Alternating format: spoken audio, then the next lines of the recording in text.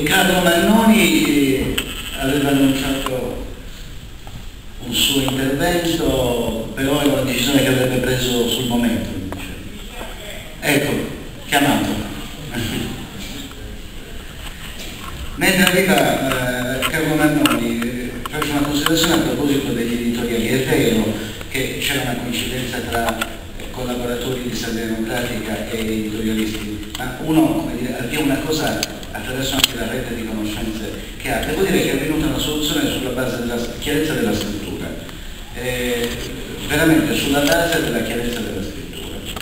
Ecco, e io ringrazio Carlo Mannoni perché tante volte rispetto a temi molto complicati è riuscito a una capacità che nasce dalla conoscenza di divulgare, di spiegare questioni economiche molto complicate. Lui l'ha fatto. E sui meriti della parola è arrivato Franco Silvio, che poi, se vuoi, insomma, grazie.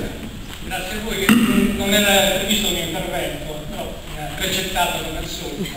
La telefonata di mezza serata, vedo che chiama. Non è che vi puoi fare un pezzo su questo argomento, è successo, l'abbiamo fatto molto volentieri. Mi guardo attorno, vedo una sala abbastanza tenuta. Siccome io lavoro molto con i numeri, chi mi ha un po' seguito ha capito che i numeri scrivono realtà anche più complesse e ci consentono anche di interpretare meglio la realtà.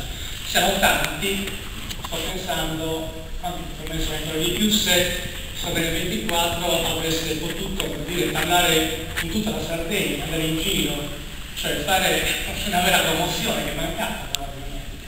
E quindi insomma, già questo è un campione della società importante. Se tutti noi comprassimo tutti i giorni, avessimo comprato tutti i giorni sulla caglia del giornale, penso tutta la Sardegna, insomma. Il giornale è andato male per un fatto fondamentalmente economico, così l'ho detto anche nel mio articolo di chiusura, ho detto un giorno triste, perché con Salvia Democratica abbiamo, come dire, dato del nostro merito, abbiamo fatto una informazione quotidiana, noi soprattutto che veniamo da un mondo, tra virgolette, della politica.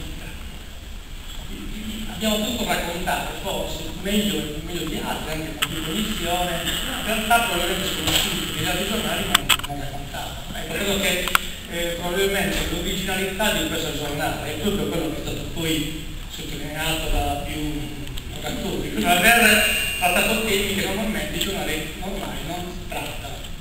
Io, come dire, ho dei brividi quando sento il telegiornale su Rai 3, il telegiornale Sardegna, che è un fumetto per le famiglie per bene, per la famiglia in poltrona, no? Raccontano di una Sardegna normale e anche ciò che non è normale viene sempre migliorato, rappresentato in modo rassicurante. E la Salvia 24 probabilmente è andato molto al di là dell'uso comune del giornalismo e ha toccato quindi temi importanti e discutati. Questo credo che sia stata un'esperienza unica. Non a caso io ho detto il giorno che il giornale è chiuso, per noi è un giorno triste.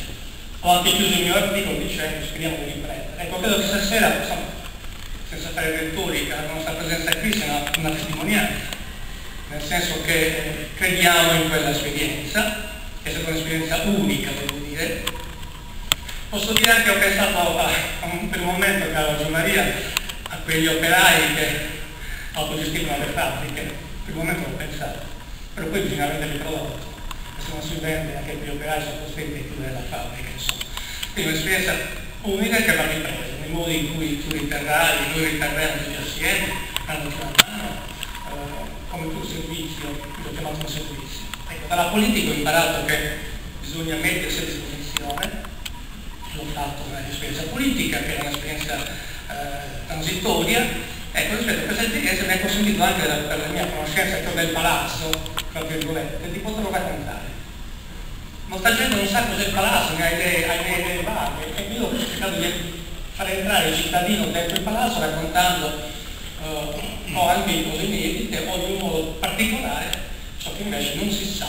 Ecco, questo credo sia il compito che ci aspetta ancora, e questa mia presenza qui è una presenza di aiuto, di presenza continua, che non finisce certo con la chiusura del giornale. Quindi non ho molto da dirvi, sono particolarmente emozionato perché Giovanni mi ha dato la possibilità di scrivere sulla carta stampata, che è una cosa molto emozionante, molto bella.